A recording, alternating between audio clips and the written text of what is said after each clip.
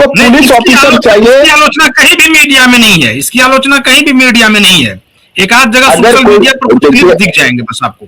देखिए, अगर कोई बिहार का नेता यही बोल देता, यूपी का नेता यही बोल देता, तो कहते कि बिहार और यूपी के लोग जो बदमाश होते हैं ये होते हैं। लेकिन अगर कोई बंगाली आदमी बोल रहा है, वो भी पॉलिटिशियन है, और वो सिगरेट का बहुत बड़ा व्यापारी है, बीड़ी का, वो बीड़ी का व्यापारी है, वो बहुत बड़ा बीड़ी का बिजनेस है उसका पूरे बंगाल में, और सबसे बड़ा बीड़ी का बिजनेसमैन है।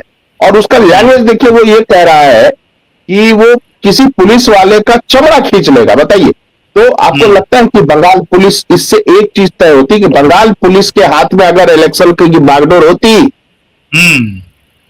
तो ये चुनाव सही तरीके से संपन्न नहीं होता।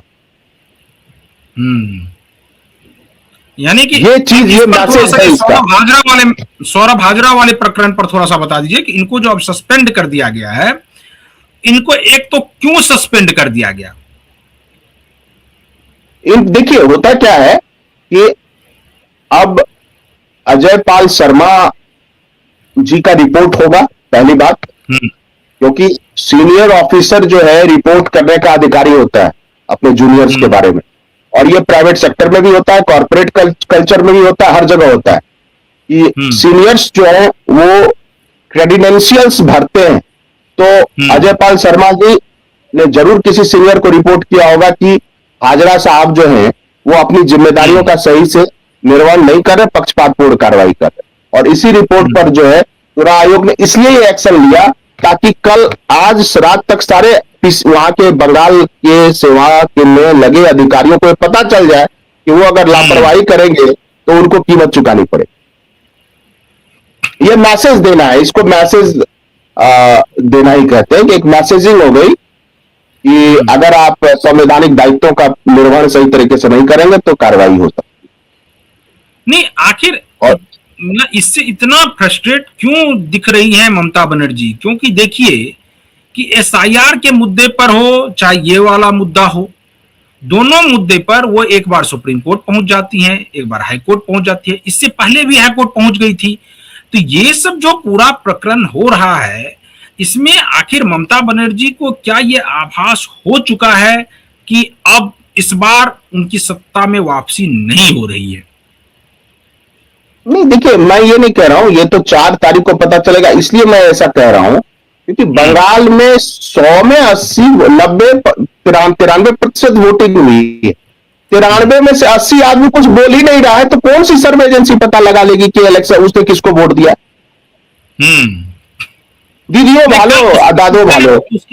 उसके लिए तो संजीव जी कल शाम 6:30 बजे के बाद जब एग्जिट पोल आने लगेंगे, उसके बाद ये पता चलेगा कि देखिएगा कि यहां भी मीडिया 2 धड़ों में बट गया है, प्रो बीजेपी और एंटी बीजेपी। तो जो अभी वो मीडिया है वो एक तो ममता बनर्जी को जीत दिखाएगी, दूसरी जो है वो भारतीय जनता पार्टी को जीत दिखाएगी। लेकिन हम लोग शुरू से ये कह रहे हैं कि वहां पर आप चूंकि लगातार विश्लेषण में आते हैं और आप लगातार ये कह रहे हैं कि जब वहां 60-65 लोग या 80 लोग ये बताने को तैयार ही नहीं है कि वो मतदान किसको करके आए हैं, तो ऐसे में तब तो ये पूरा एग्जिट पोल जो है वो एक प्रकार से फेल हो जाएगा और इसका कोई औचित्य नहीं है एग्जिट पोल का। देखिए, एग्जिट पोल के बहुत सारे तौर तरीके होते हैं। अब किस हिसाब से वहां सैंपल लिया गया, जैसे मैं बताऊं आपको कि एग्जिट पोल बहुत जगह फेल हो रहे हैं, बहुत लगातार फेल हो रहे हैं।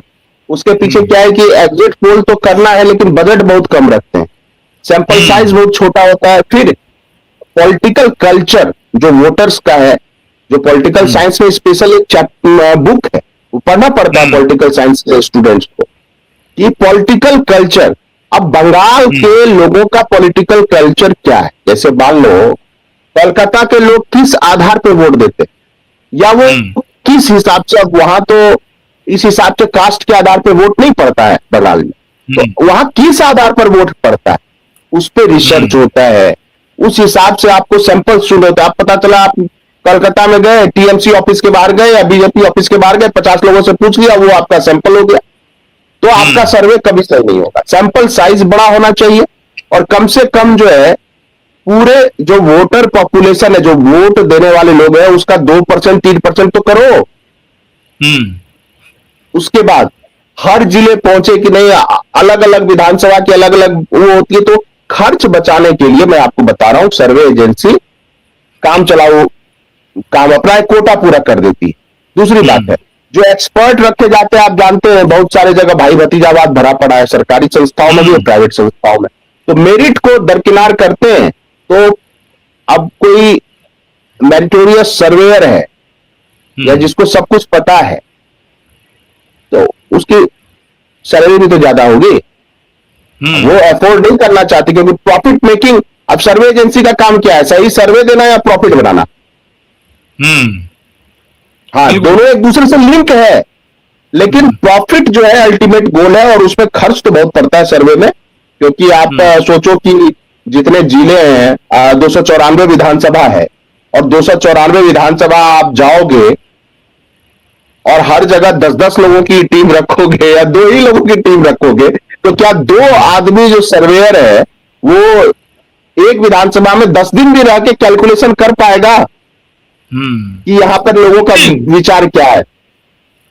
यहाँ तो 2 घंटे के बाद से ही मतलब नतीजे घोषित करने लगते हैं। 2 घंटे के बाद से मतदान खत्म हुआ नहीं कि घंटे 2 घंटे के बाद से ही, और वो ये कहते रहते कि मेरा तो सुबह से ही चल रहा था और तो हर जगह बूथ बाय बूथ वो कर लिया गया है, सैंपल ले लिया गया है।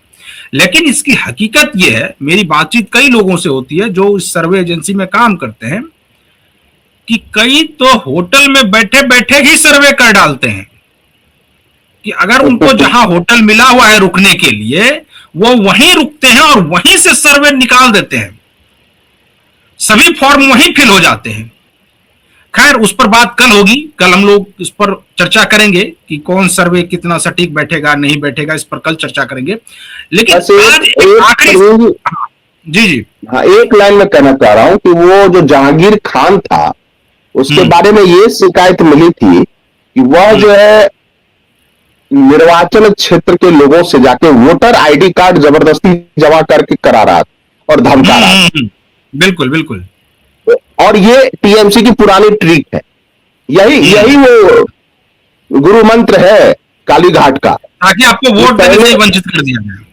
वोट, और ये मृत लोग जो थे 27-28 लाख, इन सबके वोट पड़ते थे। आप सोचिए, चलिए, तो ऐसा नहीं है, खेला हो सकता है बंगाल में, बहुत बड़ा खेला हो सकता है, लेकिन वो खेला मुझे लगता है सर्वे एजेंसी के मीटर में भी नहीं आया। और बहुत बड़े जो सर्वे एजेंसी वाले थे वो तो अब सर्वे ही नहीं करते हैं, अब तो वो पोस्ट सर्वे एनालिसिस देते हैं। आखिर क्यों नहीं कर रहे वो सर्वे? यूपी बिहार में तो आपका सर्वे, अगर आपने निष्पक्ष तरीके से किया है सर्वे, यानी आपके मन में कोई प्रीजुडाइज नहीं है किसी पार्टी के लिए, किसी कास्ट के लिए, किसी रिलीजन के लिए, तो आप कर सकते हैं नॉर्थ इंडिया में, क्योंकि नॉर्थ इंडिया के वोटर जो है वोकल होते हैं, वो बता देंगे आप, और आपको पता है कि कास्ट इक्वेशन क्या है हर जगह का। चलिए लेकिन बंगाल में थोड़ा मुश्किल लग रहा है। चलिए संजीव जी, आज हम लोग इस डिबेट को यहीं पर खत्म करते हैं। तो अब इंतजार बस कल का है, और उसके बाद इंतजार 4 तारीख का है कि 4 तारीख को नतीजे आएंगे।